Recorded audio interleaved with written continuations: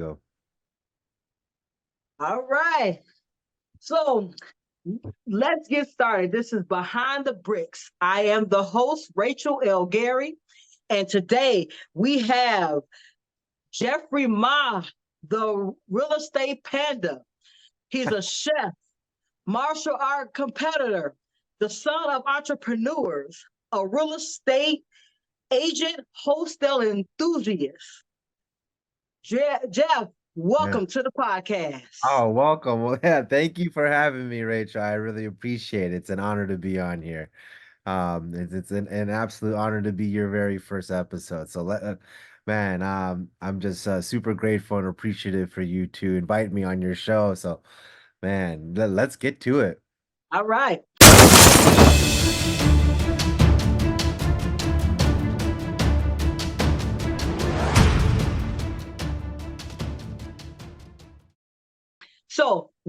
So tell me, what did I miss about you?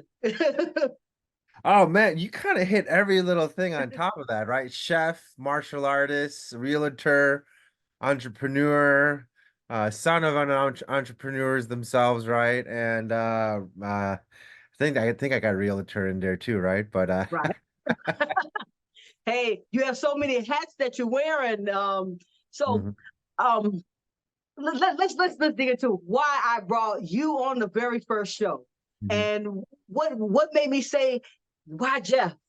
I was just say it's so easy to see how humble you are and authentic when I'm watching your videos and just hearing the story, Thank and and to me that resonates so much with all of the things that are going on in our world on an everyday basis. you.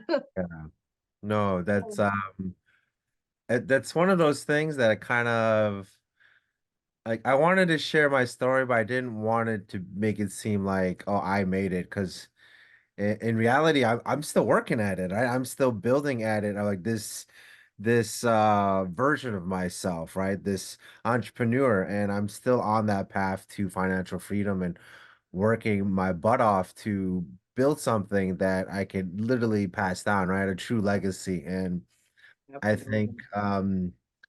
being able to share our stories is what was also kind of helped me get my story going, because when you really see the people that worked really hard, you really understand that we're all very similar. We all have dreams, we all have goals, we all have struggles, we all have, demons that we're fighting on the inside. And I've always grown up, let me think about it. I've always grown up like Asian culture is very different, because Asian culture, they have something like Shu Lian, which means don't lose face. And it was always about image. It wasn't about who you are. So you were never able to really express your feelings or your struggles, even when it comes to the family.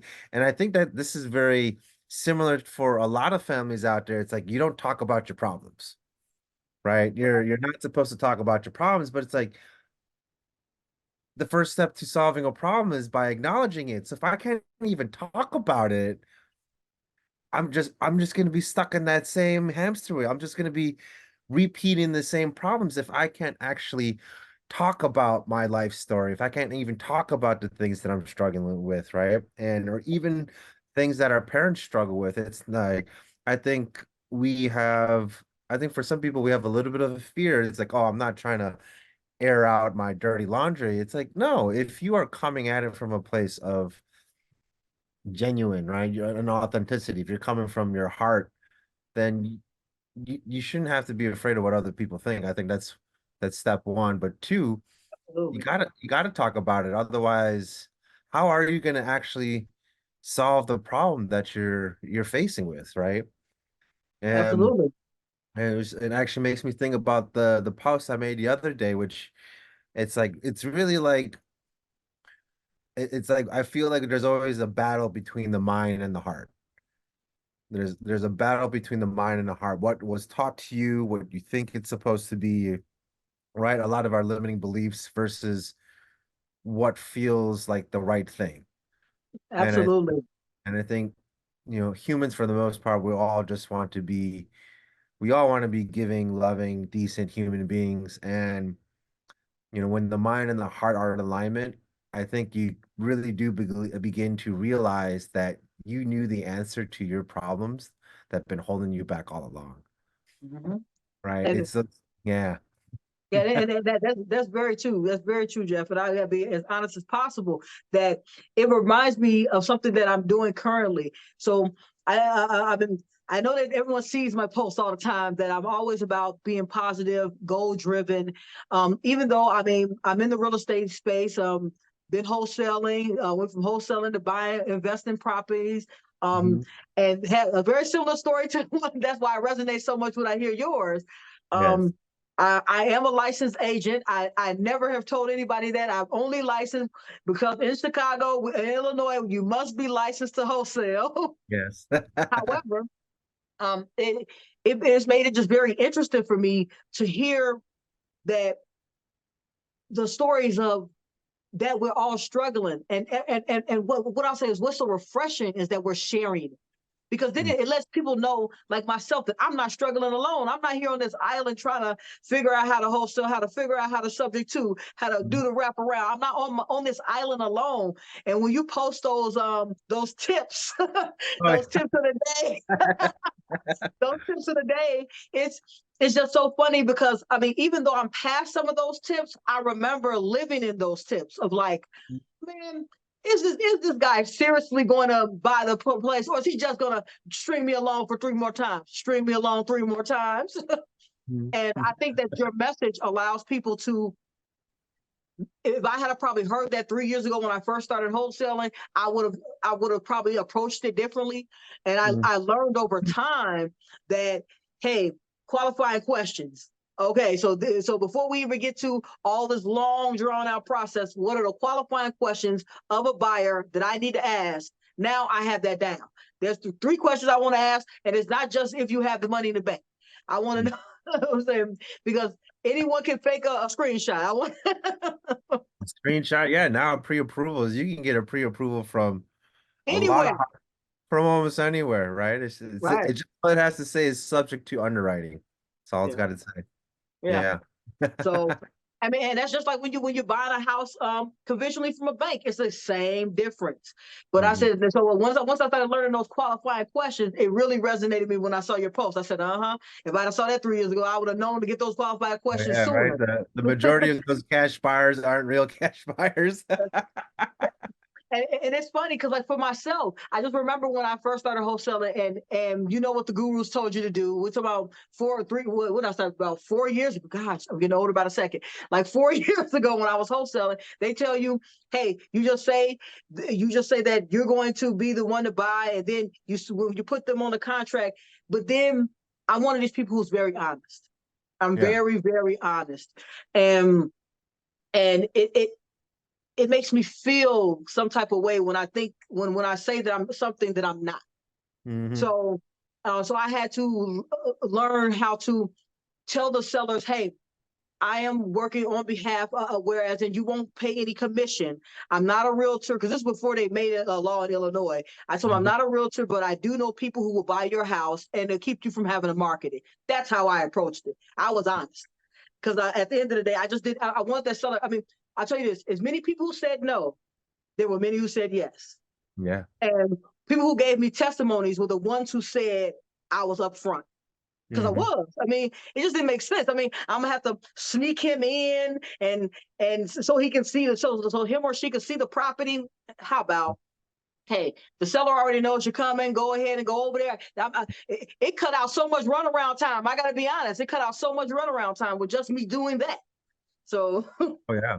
Oh yeah. so And I think a lot of newer wholesalers they're in like a conundrum, right? It's like, well, I know I'm not buying, quote unquote, the property. How do I say I'm the home buyer? And I tell them like, no, you are an investor, right? Investors buy stocks and sell stocks, right? Just tell them absolutely. you're an investor. You are there to invest in the house and sell the house, right?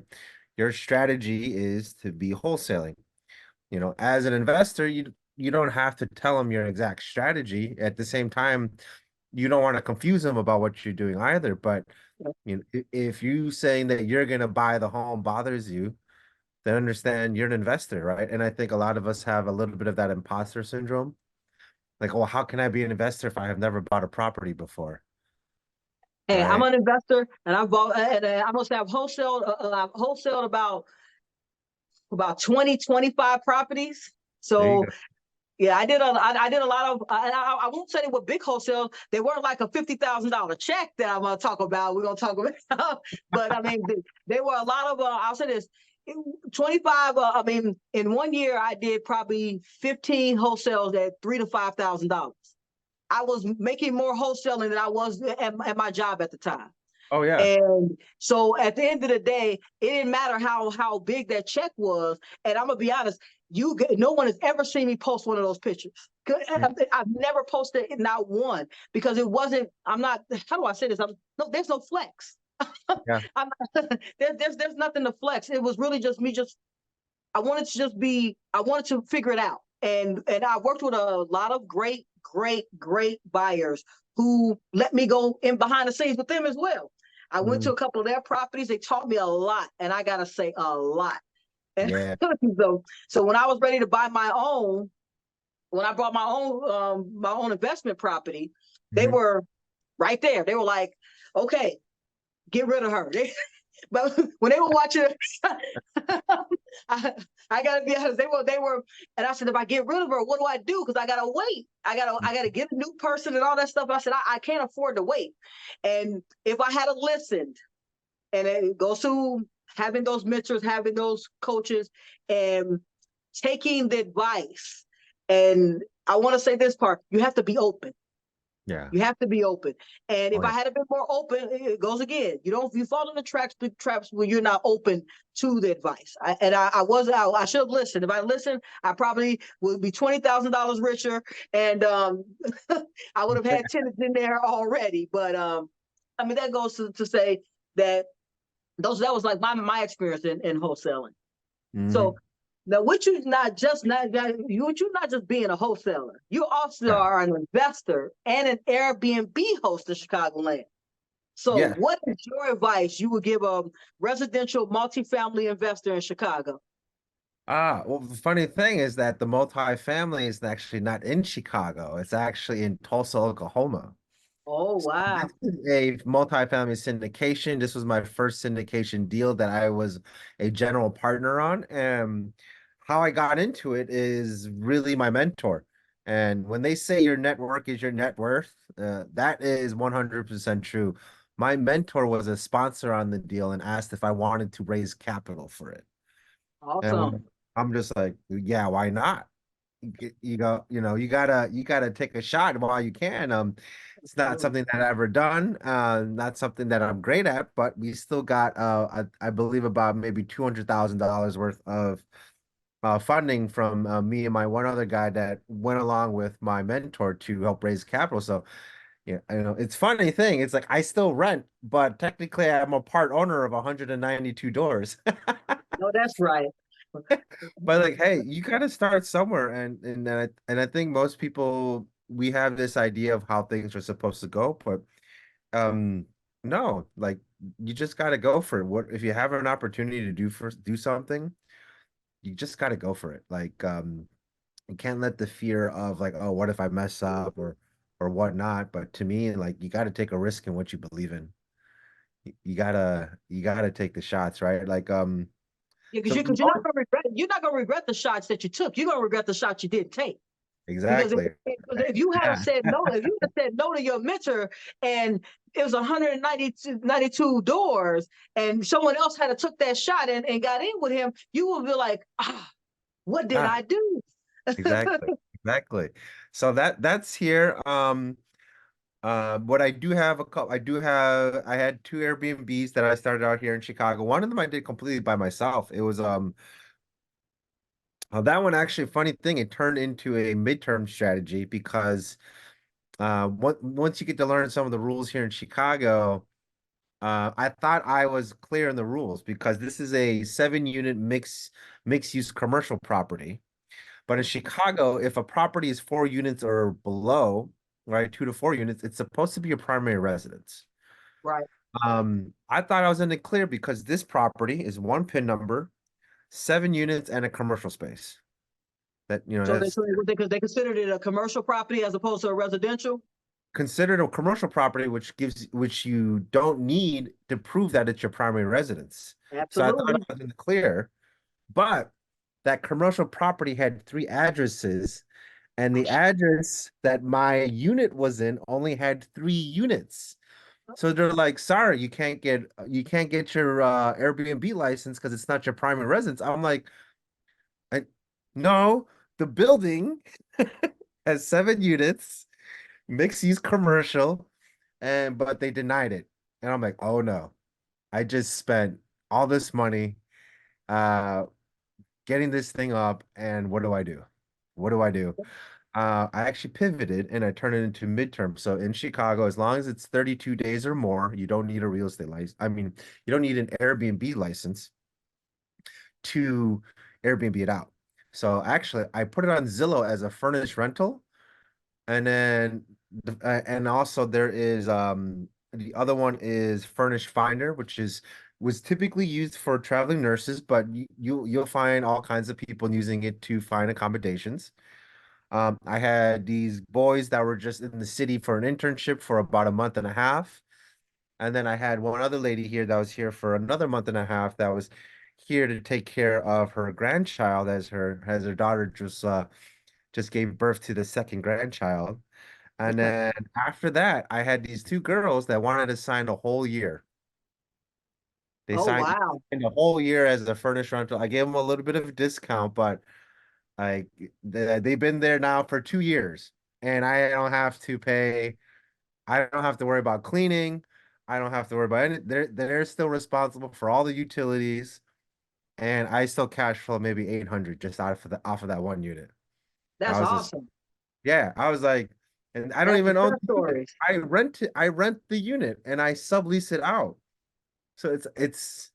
I don't even know what to call that strategy. Oh, now this I do know that is rental arbitrage, Yeah. Airbnb arbitrage. Yeah, it I was an I Airbnb turned into a midterm, turned into a long-term rental arbitrage. So hey, like you got to pivot and you got to go and just figure it out, right? It wasn't one of those things where I knew exactly what was going to happen. I thought I was in the clear, but instead I pivoted and made it happen. So that was a great one. The second one was in Ukrainian Village. And you live and learn though. This one we actually just got rid of it actually. We lost money. We lost money on this one.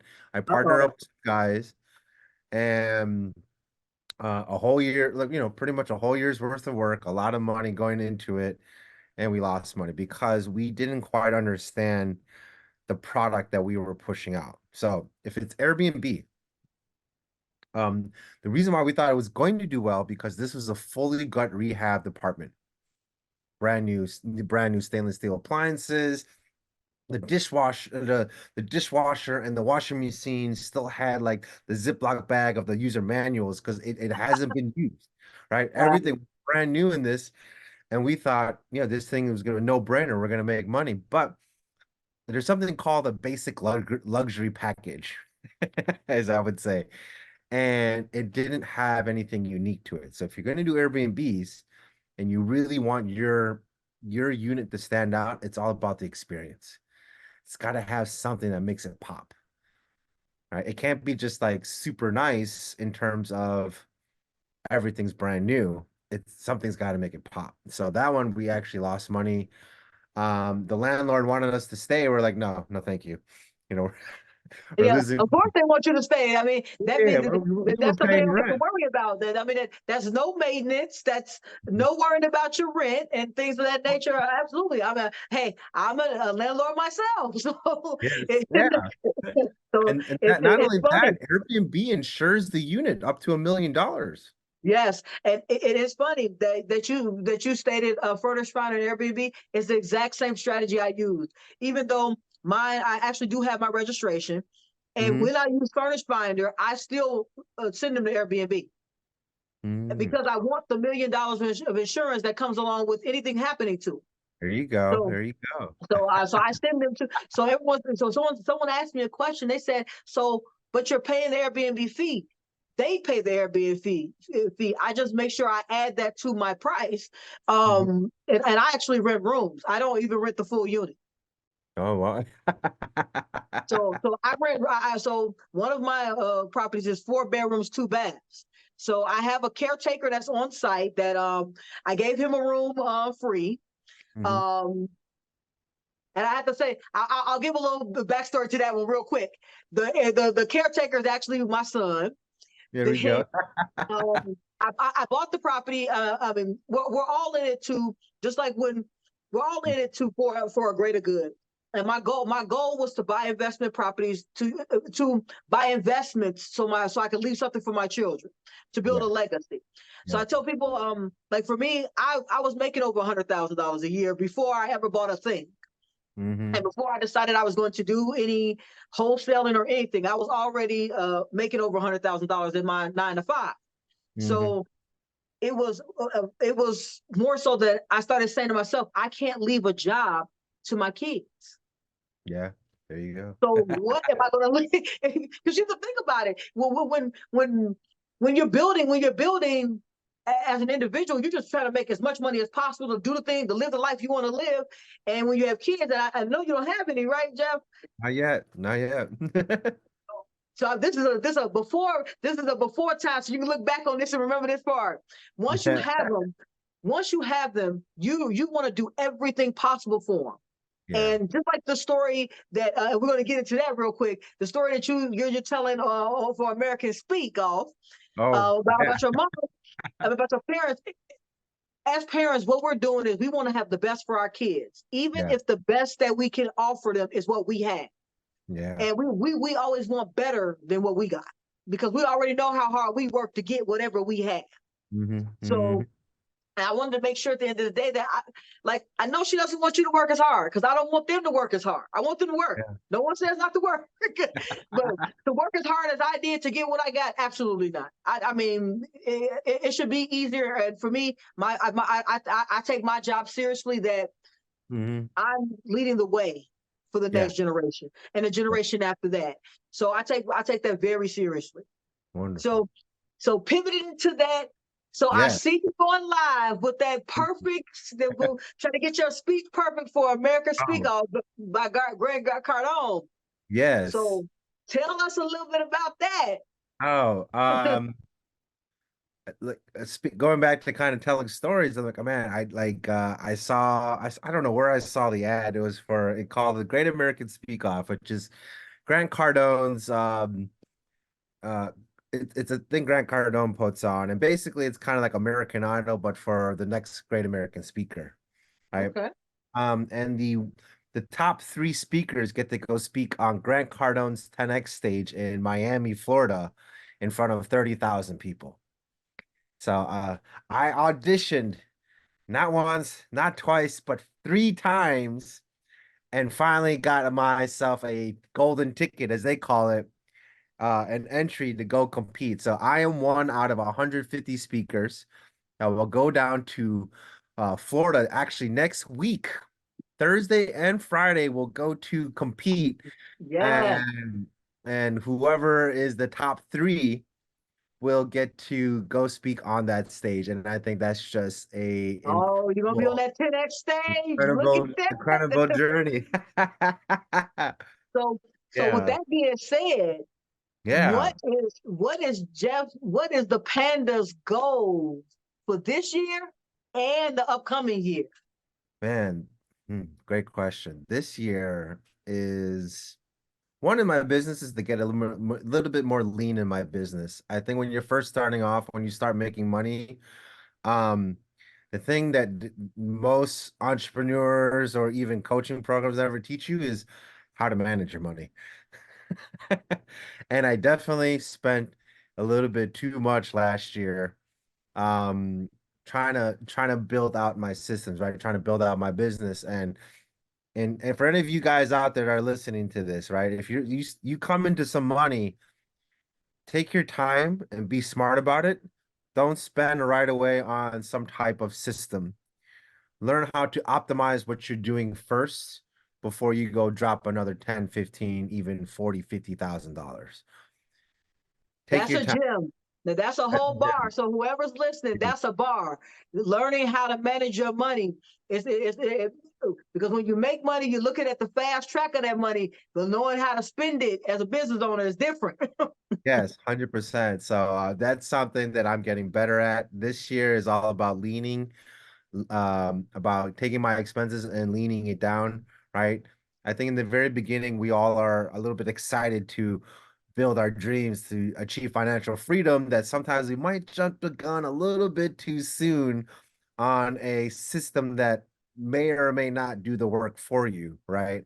Mhm. So definitely take your time with that. But that's business goal. But for this year, for me, is to get on more stages, to share my story. It's to inspire and get other people to see that you have the ability to go after your dreams, right? And to be truly successful. It's not about the money in your bank account. To me, it's literally that feeling that you know you can make it happen even though you don't even have it yet.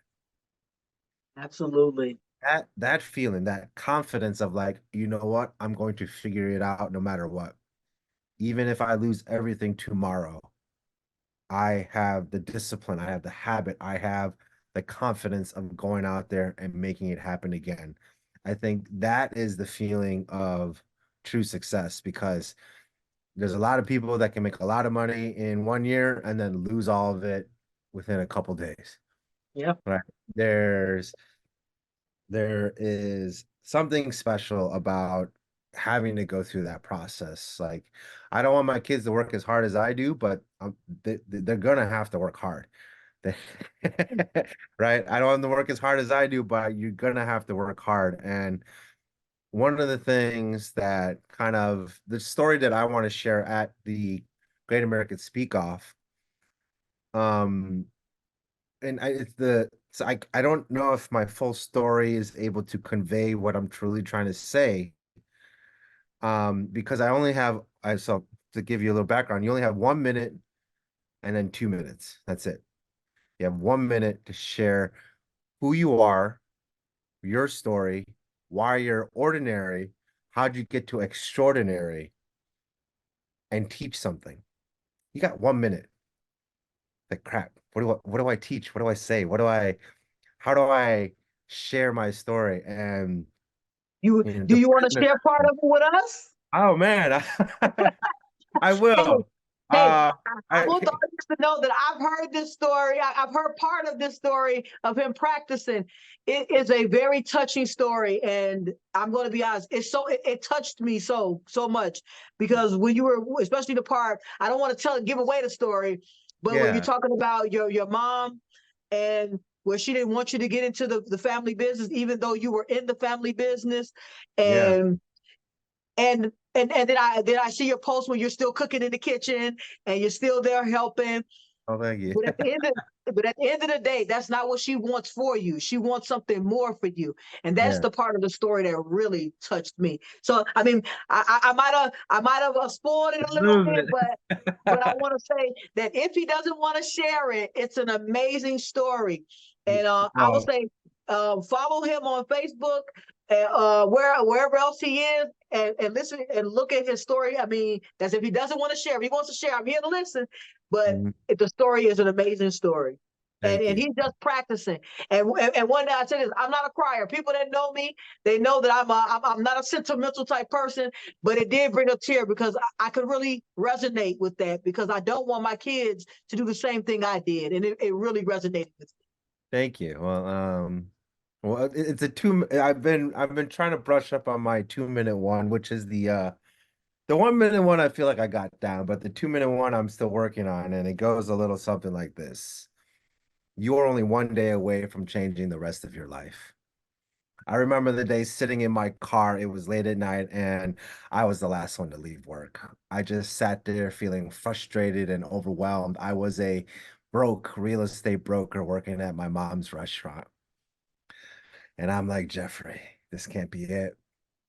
I was born in the restaurant business. In fact, I used to sleep on the shelf underneath the cash register when I was little. I grew up in the kitchen, from dishwasher to busboy to waiter to chef. But my mom never wanted me to take over the family business because in reality, that business owned us.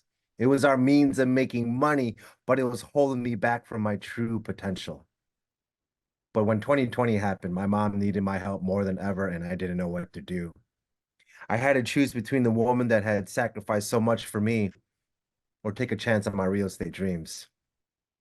But if I'm going to be honest with you, the thing that was really holding me back wasn't my mom, wasn't the restaurant, wasn't even the pandemic. It was me. I felt guilty because my mom is 70 years old and still works in that restaurant today. She's a gangster. She has no clue what that means, but she is the reason why I am standing here today. Sometimes you have to let go of the people that you love and take a leap of faith because God has a bigger plan for you. If you want to change your life, if you want to 10x your life, you got to take a risk in what you believe in. You got to get clear and focused on what you truly want in this life because if you don't, you would never recognize the opportunities that are right there in front of you. You got to make a decision and go for it because you're only one day away from changing the rest of your life. Yes. Yes. Thank you. Now, now I don't care if he wins. If one person hears that message, I mean, if one person hears it and they're not ready to change their life for the better, then I mean, I'm going to tell you that I was already in that transformation phase, and when I heard it touched me and made me want to say, I got to get Jeff on this show. I Thank you. have to Yeah, get you on here. I like the story that I'm trying to say is that it wasn't even the time or effort that I had to go help my mom. I still help my mom on the weekends, right? I didn't have to pick one or the other. That's the real truth. But that feeling of guilt that I felt as if I was leaving her behind, that was what was stopping me from actually going out there and making things happen for myself and actually for her because I thought, man, my mom sacrificed so much for me. I can't just leave her hanging. I gotta help her, especially in a restaurant business when nobody wants to work in a restaurant these days. Right. And it was such a tug of war within myself, right? That I know what I need to do, but how I felt, and I needed to get that in alignment. And when I did, I actually found you actually find out you're a lot stronger than you really are. When strong is your only real choice, like man, you could do some amazing things. And I think people just need to know, and it's possible. And if they know it's possible, to me, that's all it takes. You just got to believe in yourself and go make it happen. Absolutely. So now I hate to break up the story, but I know Jeff is busy in his life, and he just said he's got a place to be and a contest to win, so we can watch him on that 10x stage. So, question: is it going to be televised, the speak off? I actually don't know. I Yeah, don't know if it's going to knowing be how Grant rolls, I televised. can see y'all being up there before. You probably got to pay for it, right? But my goal is to be the top three either way, so that's got to be recorded. If not, the goal is to my goal is I want to be on that 10x stage to share that story because I know there's so many people out there that feel stuck. Yeah, they need that story. They, That they, they story. feel And I stuck said, and they just even gotta if you keep don't make going. it on that stage, we got to start posting it everywhere. Just so I Oh, mean, thank you. yeah, I mean, because those motivational stories are what makes people what motivates people, or I'll say inspires people to be their best selves. Mhm. And if it inspires that one young person, that one older person, that one person who's just like, this is where I am. How do I get from here? And they're like, man, that I felt what he said. If you get that one person to do that, I mean, that's going to change someone's life. and Yeah. change what they think and how they think. Oh yeah. And so, Yeah, even that if not, feeling right there is better than any check hitting your bank account. it is, it is. It So, is. let Jeff get. We're gonna let Jeff get back to his everyday life, and we appreciate you for coming out and having a conversation with me, taking out the time of your busy schedule to talk Mhm. with me. I am so honored that you shared your story on the first episode of Behind the Big Bricks podcast. Thank you again. So, where can people reach you, and how do they follow Jeff Ma, Oh, the real estate panda? thank you so much, guys. Guys, you can find me on Instagram, Facebook, TikTok. I'm mostly on Facebook though. I'm not that young for TikTok, but Jeff Ma Real Estate, JEFFMA Real Estate. Google me, you'll find me. No problem. All right. So, is there any parting words you want to leave with our good people out here? Guys, just go for it. Stop holding yourself back and go after it. All right. So, to end the episode, I want to, as I said, to thank Jeff for joining me today. I would just say, at the end of the day, I want you guys to live your best life and be up, out, and moving to the greatness we all know lies within who? You. I love that. Let's go. All right.